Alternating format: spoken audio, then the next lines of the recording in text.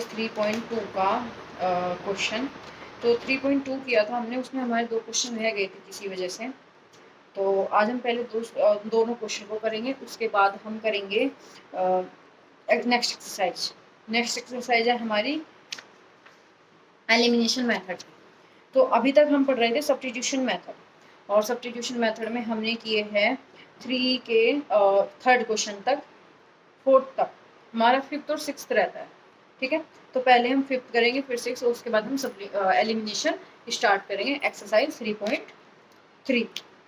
तो ठीक है, पहला क्वेश्चन है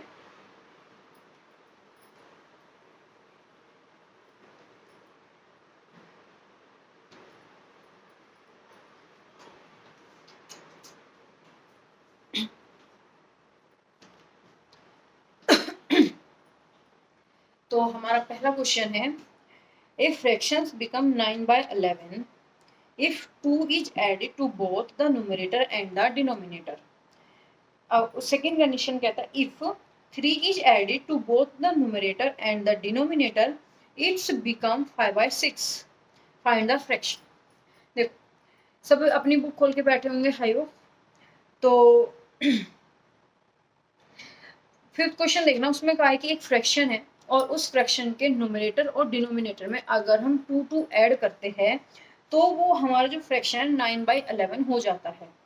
मतलब अगर मेरा कोई फ्रैक्शन है और उसके न्यूमरेटर में ऊपर वाले नंबर में मैं 2 ऐड करती हूँ और नीचे वाले नंबर में ऐड करती हूँ, तो जो पहला फ्रैक्शन था उससे चेंज होके वो 9/11 हो जाएगा।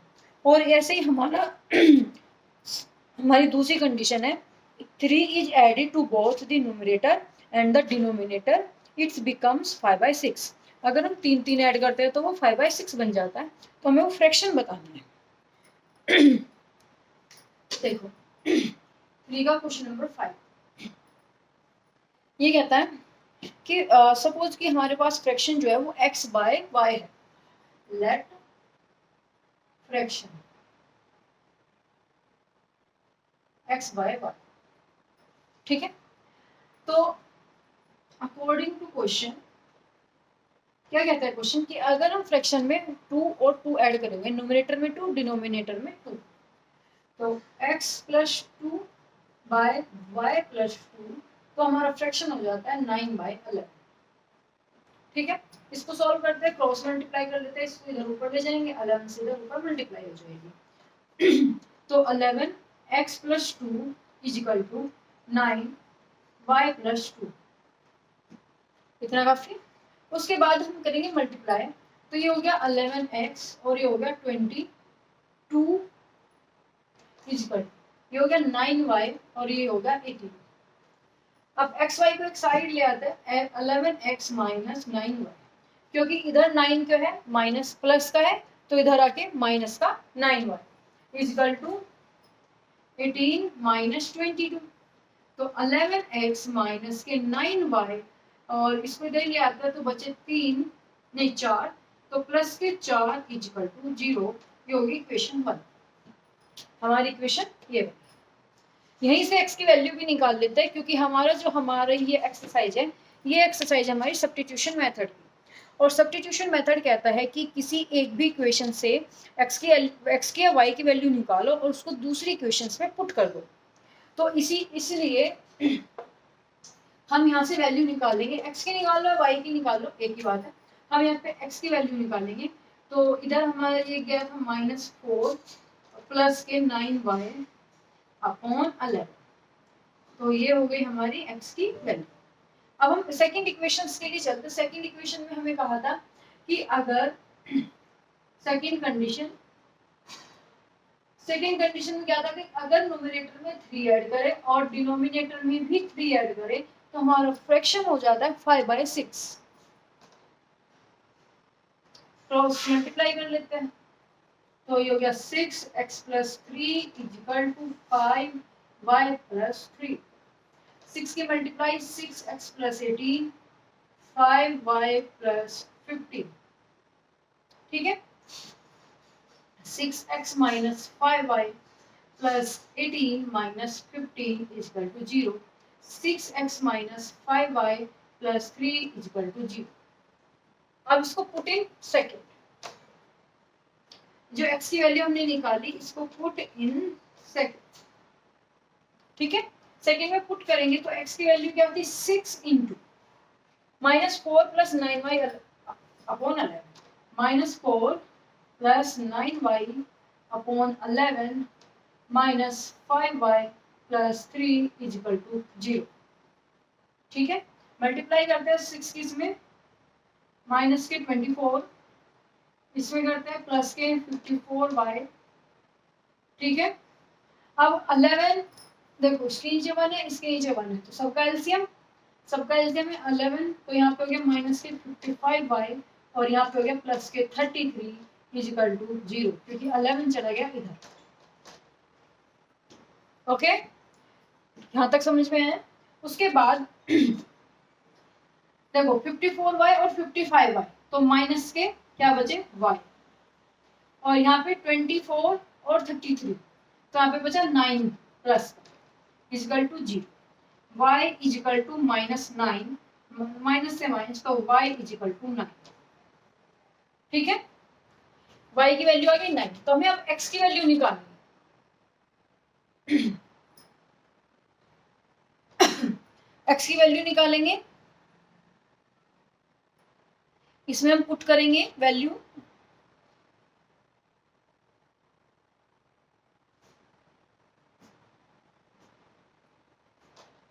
y यहाँ पे 1 माइनस का 24 33 9,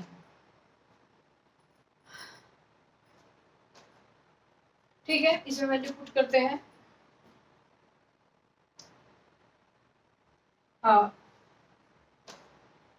x = -4 into plus 9y upon 11, तो -4 + 9 इंटू 9 अपॉन 11, -4 + 81 अपॉन 11, ये हुआ 77 अपॉन 11, वैल्यू है 7, x की वैल्यू है 7, y की वैल्यू 9।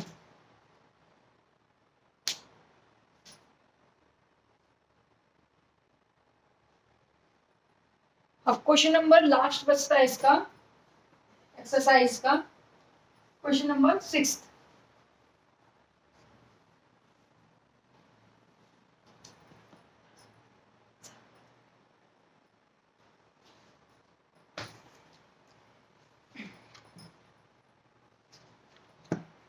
क्वेश्चन नंबर 6 में है 5 years hence the age of Jacob will be 3 times that of his son.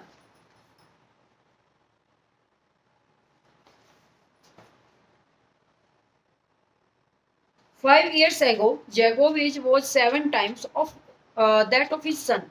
What are the present age? देखो सबसे पहले 5 साल बाद अगर जैकब की एज x है और उसके सन की एज y है, तो इसने कहा जैकब की एज 3 टाइम्स है उसके सन की, मतलब x = 3y। उसके बाद 5 years ago 5 साल पहले, तो अगर x थी अभी प्रेजेंट की एज, तो 5 साल पहले क्या हो जाएगी x - 5,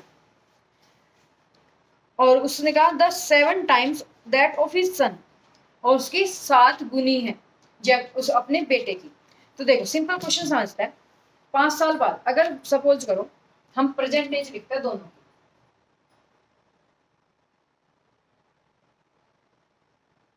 present age of Jacob x and son age y, तो 5 years hence या after 5 years, after 5 years 5 साल बाद क्या हो जाएगी x + y 5 + x, ये जैकब एज और सन एज क्या हो जाएगी y + 5। लेकिन अकॉर्डिंग टू क्वेश्चंस ये कहता है कि 3 टाइम्स जैकब की एज अपने सन के 3 गुनी है, मतलब जैकब की एज क्या है x + 5, कितनी है अपनी सन की? 3 गुनी। सन की क्या है? y+5। तो पहली condition. Second condition,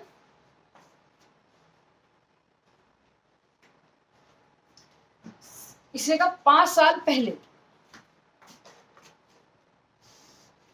5 years ago। 5 years ago Jacob age क्या होगी? x-5। और सन एज क्या होगी? y-5। लेकिन अकॉर्डिंग टू क्वेश्चंस कि जैकोब की एज अपने सन की एज से 7 गुनी है, 7 टाइम्स है। तो यहाँ पे हम क्या लिखेंगे? x-5 is equal to 7 times of y-5। ये होगी दोनों कंडीशंस। हम दोनों को सॉल्व करेंगे और सॉल्व करने के बाद किसी एक इक्वेशन से x या y की वैल्यू निकालेंगे और दूसरी में पुट करेंगे। तो यहाँ ये पहली वाली इक्वेशन उठाता है, x+5 is equal to 3y+5। x+5 is equal to 3y+15। y को इधर ले आता है, इधर नहीं, सीधा यहीं पे सॉल्व कर लेते हैं। तो ये x इज इक्वल टू, इधर ले जाएंगे 3y+15 - 5। x is equal to 3y+10। x की वैल्यू निकाल ली, इसको करेंगे पुट इन सेकंड। सेकंड हमारी इक्वेशन ये है, x-5 is equal to 7xy-5। Solve करते हैं, सिंपल फॉर्म बनाते हैं। x-5 is equal to 7y-35। x minus 7y plus 35 minus 5 is equal to 0। हम इन दोनों को इधर लेके आ गए।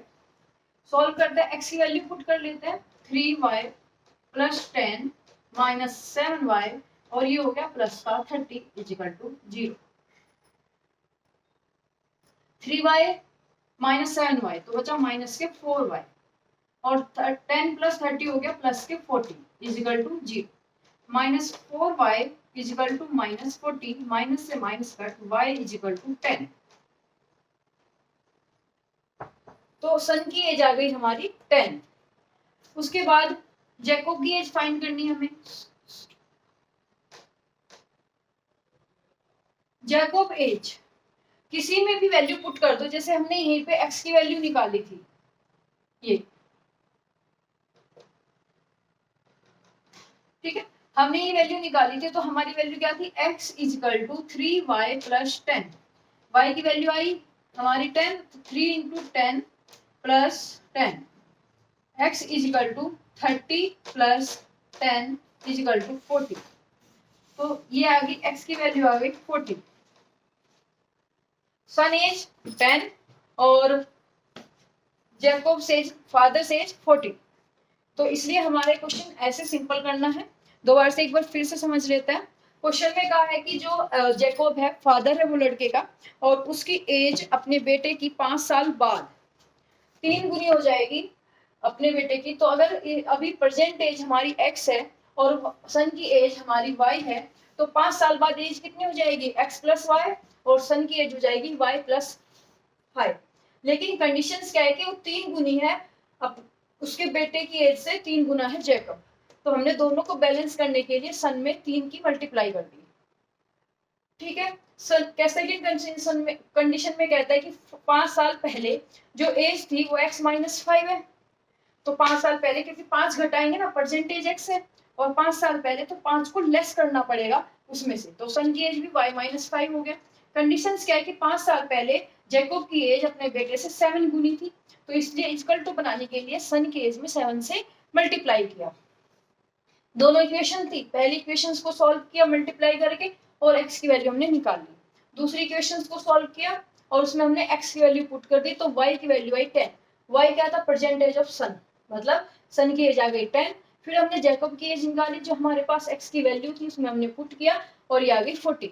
तो हमारी जैकोब की एज आ गई 40। उसके बाद हमारी जो एक्सरसाइज है 3.2, वो यहीं पे कंप्लीट होती है। अब हम चलेंगे एक्सरसाइज 3.3 के लिए। तो